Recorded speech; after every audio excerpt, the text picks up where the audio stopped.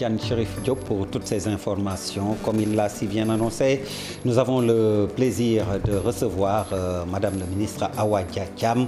Mes hommages, Madame la ministre, en cette journée du 8 mars. Merci, Monsieur Der. Recevez nos hommages. Merci, et c'est avec beaucoup de plaisir que je prends part à cette émission. Je vous remercie pour ces hommages. Et en cette journée internationale de la femme travailleuse, je souhaite un bon 8 mars à toutes les femmes du Sénégal et à toutes les femmes du monde entier. Alors vous avez également fait 2 législatures à l'Assemblée nationale donc, du Sénégal. L'origine déjà, rappelons l'origine de cette journée du 8 mars que l'on célèbre. Brièvement. Oui, brièvement. Comme je l'ai dit à l'entame de mon propos, le 8 mars, c'est la journée internationale de la femme travailleuse. À l'origine, c'était bien ça, parce que c'est des femmes travailleuses qui, en revendiquant leurs droits, ont été brimées, ont été... Si on prend l'exemple des femmes de Chicago, depuis dans les années 1900, 1906, 1908, et les femmes ont été brûlées vives dans des usines de Chicago. Et c'est comme ça que la commémoration a commencé. Et celles qui ont suivi ce mouvement révolutionnaire des femmes, comme Clara Zetkin, elles ont porté ce combat en revendiquant le droit des femmes, en revendiquant les Allemandes ont revendiqué le droit de vote, les femmes américaines ont revendiqué les droits syndicaux sur le plan syndical. Et également, les femmes russes, en 1917, ont réclamé le pain le 8 mars et la fin de la guerre. Donc le 8 mars a été un prétexte pour les femmes. Et au niveau de l'international socialiste aussi, les femmes se sont vraiment coalisées pour pouvoir défendre leurs causes, défendre leurs intérêts. En fait, les 8 mars, depuis 1906 jusqu'à aujourd'hui, sont des moments de revendication. C'est des moments difficiles, même si on n'est plus à la brimade des femmes. Aujourd'hui, chez nous, au Sénégal, c'est beaucoup plus festif, mais cela ne doit pas nous écarter de la réalité. Mais justement, est-ce qu'il n'est pas temps de recentrer le débat avec le folklore qui a pris apparemment le dessus sur l'essentiel? C'est vrai qu'il y a du folklore. Culturellement, nous, on aime bien les femmes, leur féminité, elles la mettent au devant, on s'habille bien. Mais ce qu'il y a aussi, aujourd'hui, on voit que c'est toute une fête. Bon, c'est vrai que c'est la fête des femmes travailleuses. C'est des moments de bilan plutôt. Les associations ou les structures, les entreprises, toute entité où les femmes évoluent. Le 8 mars doit être le prétexte pour que les femmes évaluent leurs acquis et les défis à relever. En fait, c'est ça l'origine. Déjà, est-ce que toutes les femmes sénégalaises se retrouvent dans la manière dont cette journée est célébrée? On doit encadrer cela. Parce que si on fait un peu l'historique, au Sénégal, le 8 mars n'était pas fêté par tout le monde. C'est des femmes de gauche, dans le premier temps, qui le fêtaient. Yewi Yewi, le premier mouvement féministe sénégalais, a parlé haut et fort du 8 mars, a commémoré le 8 mars. Les partis de gauche allaient dans la zone ouvrière, au niveau des femmes marieuses et autres, et des femmes ouvrières. Elles commémoraient cela ensemble. Vous savez qu'au Sénégal, on a connu ces moments importants de réflexion, de proposition, parce que le 8 mars, ce n'était pas des moments aussi festifs que nous connaissons. Progressivement, c'est à partir de 2000 réellement qu'on a fêté le 8 mars. Moi, j'ai souvenance, entre les 2 tours, en 2000, on a fait fêter le 8 mars à Abdoulaye Wade. Et ce jour-là, il y avait Marie-Angélique Savané, avec laquelle nous, on était dans le même parti. Et c'est l'occasion pour moi, d'ailleurs, de leur rendre hommage à ces femmes de Yewi Yewi, Marie-Angélique Savané, Awa Marie Kolsek, Fatimata Zahra Diop, Fatimata Dia, et d'autres femmes aujourd'hui qui continuent avec la dernière génération de Yewi Yewi. Elles ont porté ce combat en son temps au Sénégal.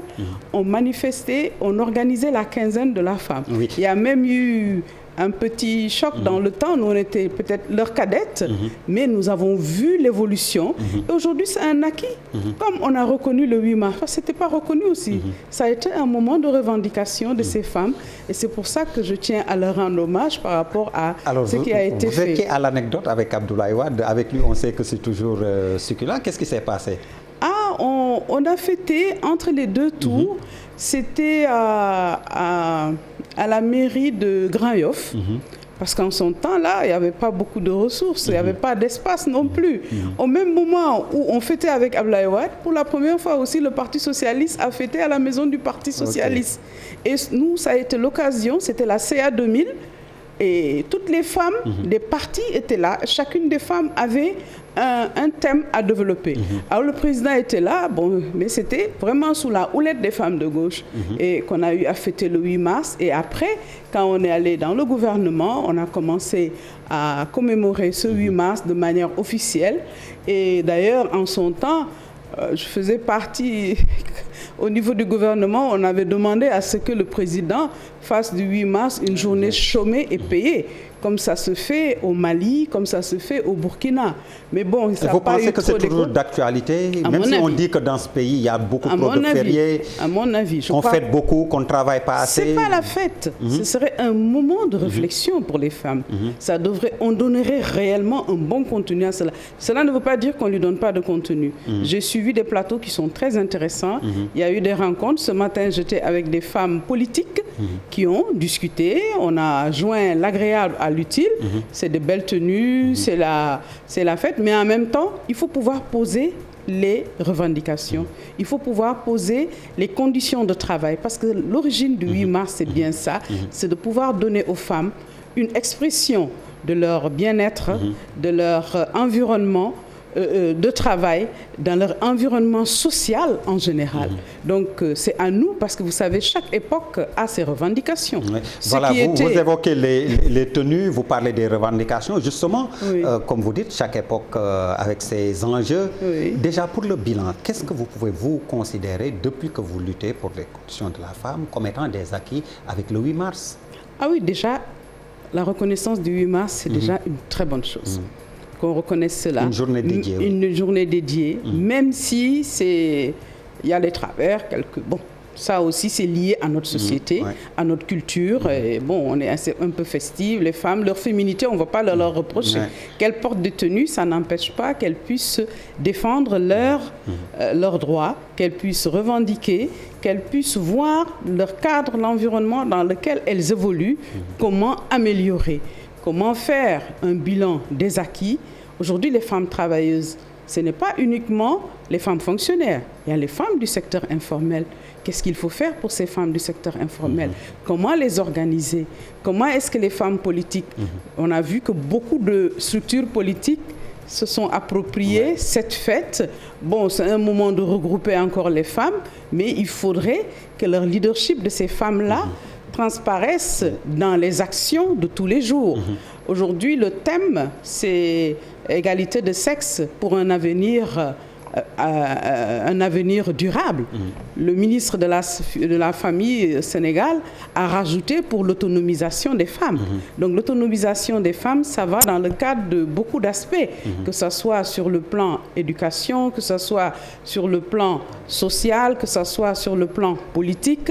On devrait pouvoir être autonome si on sait que beaucoup de femmes, les femmes d'abord constituent plus de 52% de la population, mais elles sont marginalisées, elles ne sont pas associées à toutes ces politiques de développement durable, par exemple. La prise de conscience de ces aspects sont des aspects importants sur lesquels il faudrait qu'on recadre toutes les Sénégalaises, quel que soit le niveau où on se trouve, que ce soit la femme ministre, que ce soit la femme qui est mareyeur, que ce soit la femme qui est au marché. Vous pensez que ce sera facile? C'est une révolution, comment est-ce que même je vais l'appeler, mentale, qu'il faut opérer? Ah oui, parce que pour un développement durable, avec les changements climatiques, ça s'impose à nous aussi. Il faudrait aujourd'hui que les femmes aient leur place dans tout cela. On va vers beaucoup de changements au Sénégal. On parle de gaz, on parle de pétrole, on parle d'autres choses. on vit le changement climatique. On le vit de différents ordres. Donc je crois que de ce point de vue-là, le leadership des femmes aussi doit être mis au devant. On doit les associer à la prise de décision. Et je crois que ça, c'est déjà très important que les femmes elles-mêmes prennent conscience de cela et qu'un 8 mars d'aujourd'hui, qu'on puisse parler d'autonomisation des femmes, on leur a donné du point de vue économique quelques microcrédits, comme on dit, j'aime pas trop, mais il faudrait aussi qu'on puisse avancer parce que toutes les femmes n'ont pas la formation requise, tout comme les Sénégalais en général. Ça ne veut pas dire que les femmes sont les moins instruites, parce que ce n'est pas une question d'instruction, mais c'est une question d'être associée et d'être accompagnée dans l'action que nous menons. Que ce soit la vendeuse, que ce soit celle qui coiffe, que ce soit celle qui est dans les bureaux, qu'on puisse prendre conscience du fait qu'on a notre contribution à apporter dans la construction de ce pays. Donc en fait, le 8 mars, c'est dans ce cadre-là que ça devrait être un bon moment de réflexion. Bon, cela n'empêche pas que les femmes puissent se retrouver entre elles. Et ça devrait être aussi avec les hommes. Dans les sociétés, dans les entreprises. Je sais qu'il y a beaucoup d'entreprises qui ont organisé, il y a eu de tenues, il y a, à la limite, les femmes, on les a libérées de certaines tâches. Bon, les gens pensent qu'il faut donner des cadeaux. Non, c'est pas ça. C'est bien. On doit nous donner des cadeaux tout le temps. Les femmes méritent des cadeaux. Il n'y a pas de jour pour ça. Il n'y a pas de jour pour ça. Mais ce n'est pas spécialement uniquement cela qu'est le 8 mars. Le 8 mars, vraiment, c'est la fête des femmes travailleuses. C'est un moment de bilan, c'est un moment de réflexion, un moment de proposition. Chacun là où elle se trouve, chacune des femmes là où elle se trouve. La femme ménagère qui est chez elle, comment elle va faire pour pouvoir gérer sa maison, pour pouvoir bénéficier des soins de santé pour ses enfants, comment est-ce qu'il faut faire. Donc vous voyez, c'est tout un ensemble de faits auxquels les femmes sont confrontées et c'est vrai qu'il y a une politique gouvernementale. Tout cela, ça doit être un bon link qui doit être fait et une prise de conscience aussi. C'est un moment de réflexion et les femmes devraient mettre cette journée à profit.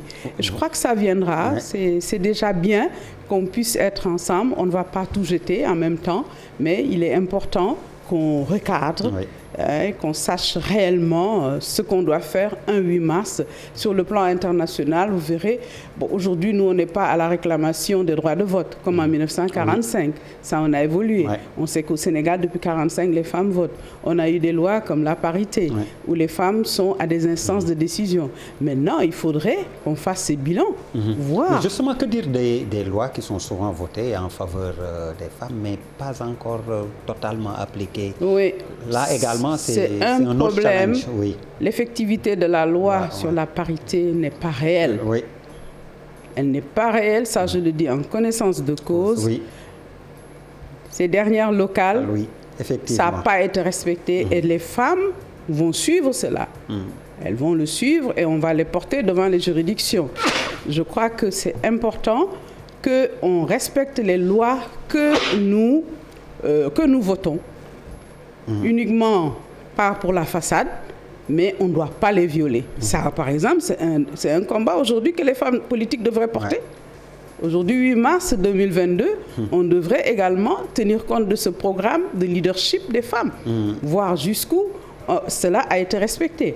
On salue aussi le fait qu'on ait eu 17 femmes maires, 3 femmes présidentes de région. C'est une très bonne chose, c'est un challenge pour ces femmes qui vont gérer le développement durable au niveau des régions. C'est largement insuffisant il faut le reconnaître. Si on sait qu'on est dans un pays où il y a la loi sur la parité.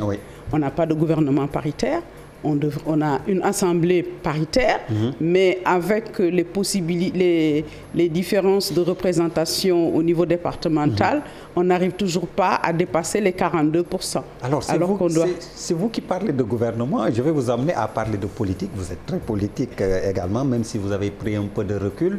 On attend la nomination d'un Premier ministre. Et je veux dire, pour le profil, pourquoi pas une femme? Et qu'est-ce qui bloque aussi? Depuis le 10 décembre, l'Assemblée a validé le retour du poste Oui, l'Assemblée a validé, il y a un vide, c'est une réalité. Bah, écoutez, ça a été voté, c'est une prérogative aussi du président. On est dans un régime présidentiel. Oui. Dans un régime présidentiel, c'est le président qui va décider de qui il va nommer. Ça peut être une femme, on a eu... Oui, au-delà de déjà technocrate femmes, ou politique, comme je dis, pourquoi pas une femme? On en a eu avec Maman Boudjorboy, il y a eu également Mimi Touré, Madame Mimi Touré. Oui, des femmes Madame valeureuses Touré, voilà. qui ont eu vraiment...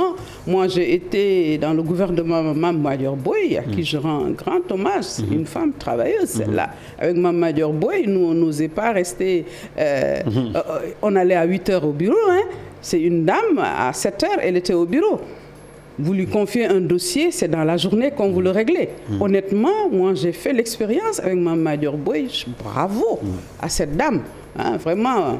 Et Aminata Touré également a été une excellente Premier ministre. Elle a d'abord été un bon ministre. Elle nous a permis d'avoir la loi sur la nationalité. Et ça aussi, c'est un acquis pour elle.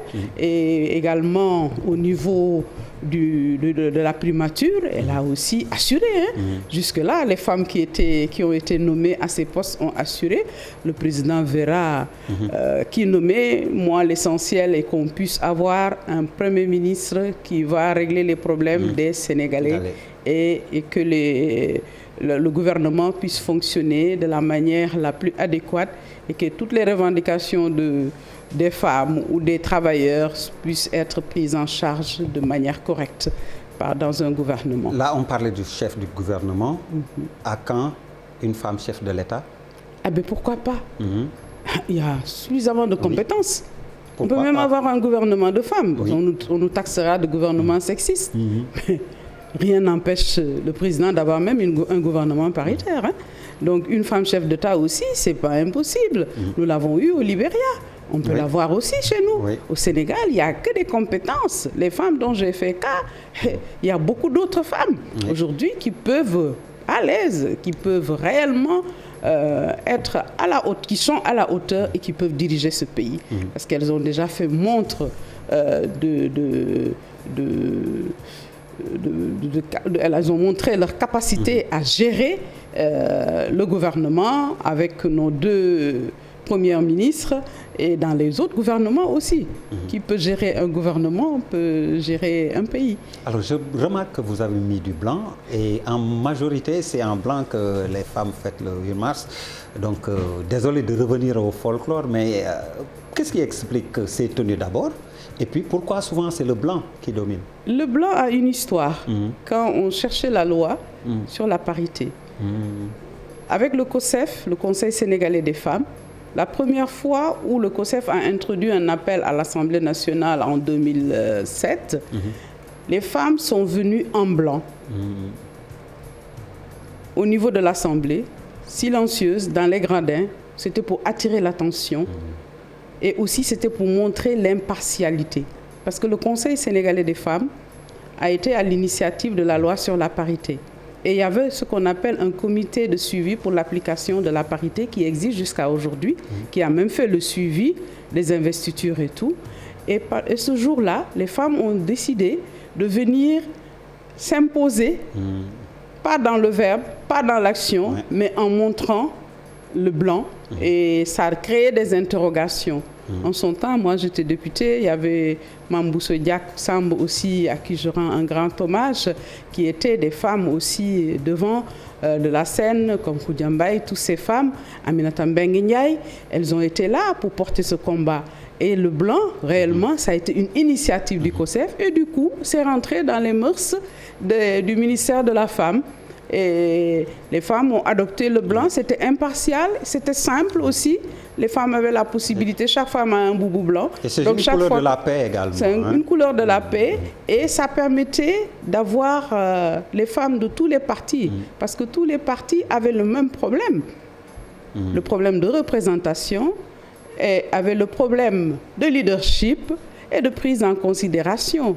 ça a été un moyen de lutter contre toute forme de discrimination à l'égard des femmes. Donc on se retrouvait dans notre blanc. Quand il y avait une activité, les femmes se mettent en blanc. Aujourd'hui, j'ai porté le blanc parce que les femmes du plateau à qui je rends hommage m'avaient invité. Je viens de leur rencontre, donc j'ai continué avec mon blanc. Et j'estime que c'est pas mauvais. La féminité aussi des femmes, on va pas la mettre de côté. Nous sommes femmes, nous resterons femmes. Nous chercherons aussi quand même à avoir nos droits, à avoir une égalité sur les droits par rapport dans notre société. Madame Awa Dia Thiam, merci.